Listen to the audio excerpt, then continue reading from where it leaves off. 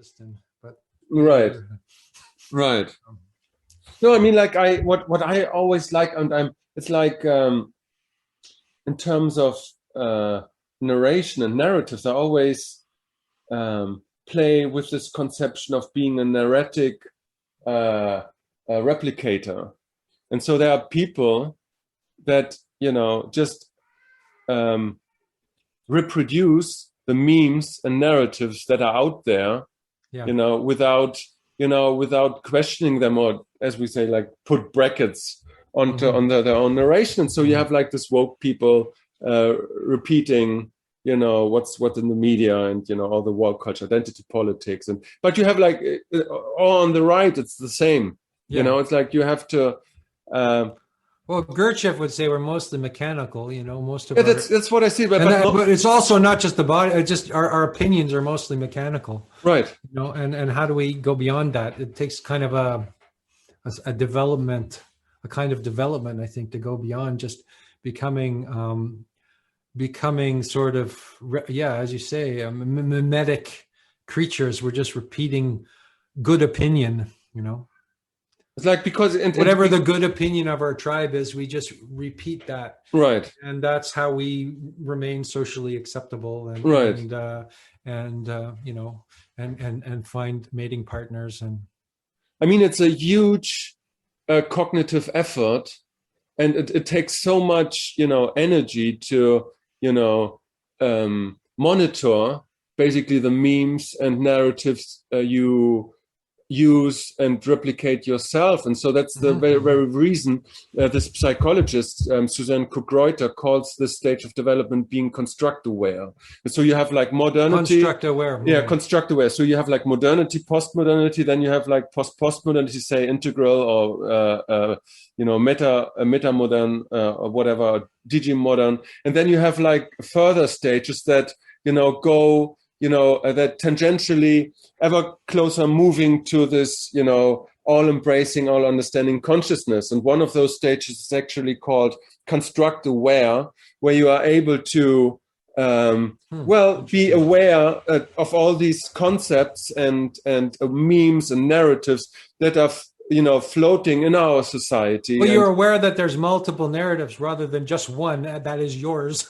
Exactly. Yeah. No, and you are able again to put brackets on your own cognition. Yeah. And that's the main point here, that you are like have the ability to see the arbitrariness. Is that a word in English? Yeah. Yes. of your own cognition, right? And so you have, and so that creates some space to open yourself up to other memes, to other narratives, to other worldviews, and you're way more fluent in dealing with those narratives that are out there. Yeah. But that because you can move between the tribes, so to speak, or you can move between ideologies, and you're not fixed in you're not this monomaniacal, you don't have this tunnel vision in terms of reality, and it's kind of like leaving a cult, because I kind of think of political parties as cults, right? In a sense, like if you're a left-wing person, then you have all the opinions of your party, the Labour Party, and then you promote that. Right. And you pretend that you don't agree with anything that the Conservative Party says, even if some of the things they do say are kind of reasonable, and the Conservative Party, you just promote that point of view. And right. But if you've got to the next level, then you're able to find truth in all over the place, right? Wherever truth appears, not so you're post dogmatic or post ideological, right? And it's just if you look at it, and I want to express it before I lose that thought, you have like the self-domestication, what is it called, like curve. And so you need a master in ancient times to control your behavior, and strict laws, the Old Testament say, kind of things. And then, with the pre-modern traditional Christian era, you have like this Puritan idea of, well, you develop an ethic by controlling yourself. Then you get controlled by, then you can control your monetary influx. But then there's some point, maybe in the future, where we're not only controlling our body and our speech, because I think basically postmodernity is about learning to be aware of speech and speech patterns. I think that's the whole thing. But at some point and that's being the construct aware thing, where you become aware of your own cognition and be able to more freely, use it and employ the way you want to think. And so at least that's the model of Keegan. So what's the next stage? And that's the kind of concern. You have like, that's what we're trying to think. No, we have like integral. So you try to integrate all the different worldviews, or like in Keegan terms, you have self-authorship and self-transformation, right? And so and then after that, and that's where we're heading at the moment. But it's like there's a tiny percentage of people already that show this construct aware thing. And if you look at it, that might at least take another 500 or maybe 5,000 years for more for more people to become construct aware. Exactly. Construct aware or self-authoring or individuated, if you use Jungian terms, or yeah. Because those concepts, but at the same time, when you become like construct aware, you're also aware of the vertical. So you still need, you might still need teachers to bring you up to a higher level of understanding. Of course. It's not like you become a do-it-yourself being, right? Right. Of course. That was just I was thinking, that sounds great, because that's fits in with the Protestant individuality. It's like I can do everything myself, and that's really cool. But there's something off about no. You need, obviously you need like always you need shamans and teachers and people that look way farther into the future to see where we're heading and what you do to lift people up, basically. But maybe it's less about laws and like in the Torah, the law, right? Maybe it's less about laws and more about truth. It's less about following a certain kind of stricture or law, and more about, there's less of a need for that in the future. Maybe. I don't know. Yeah.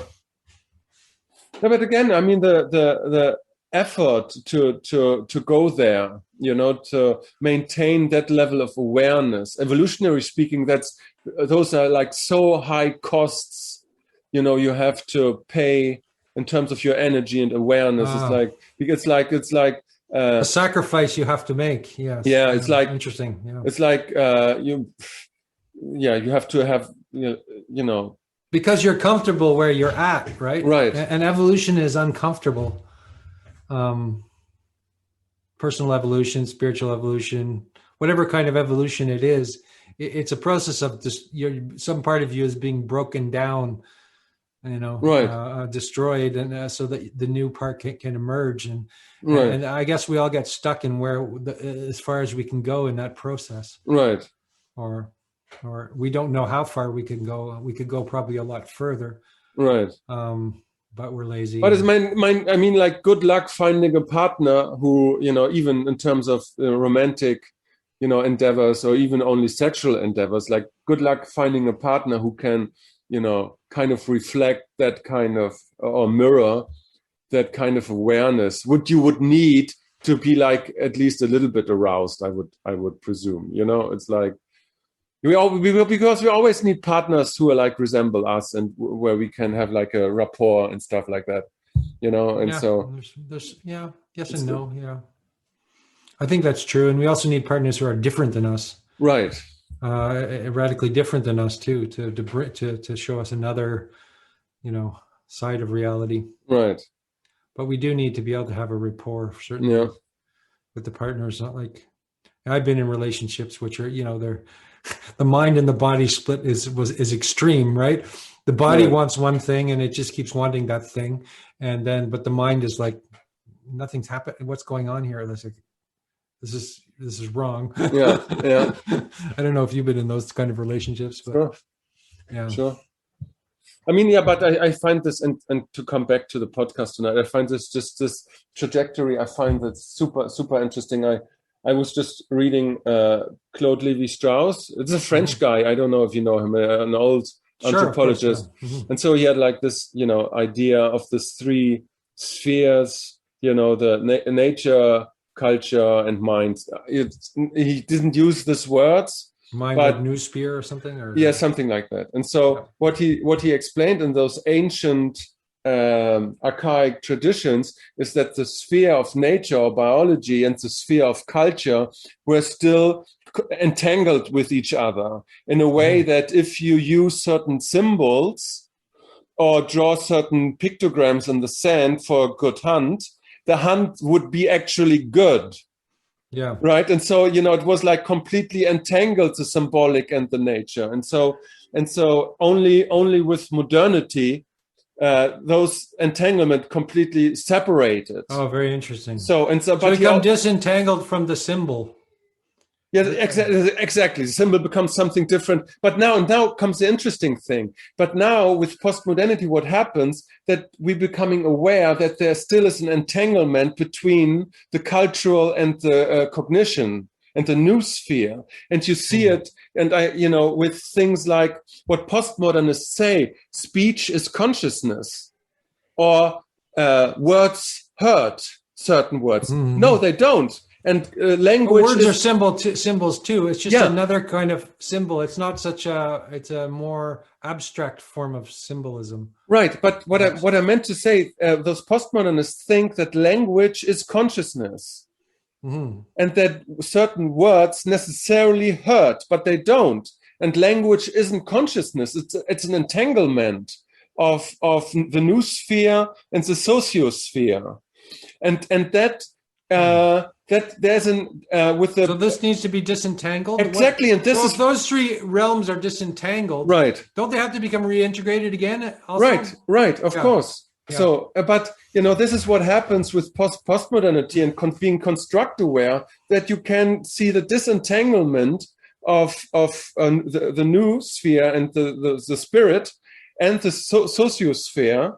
But you also be able to reintegrate all of this, and so I find this very interesting. That's why perhaps like there's all these things coming up, like Jonathan Pageau's symbolic world, that people are trying to rediscover ancient symbols, right? Rediscover that kind of experience, right? It's the experience of symbolism and symbolism being attached to the natural and the unconscious and the world of nature, right? And then.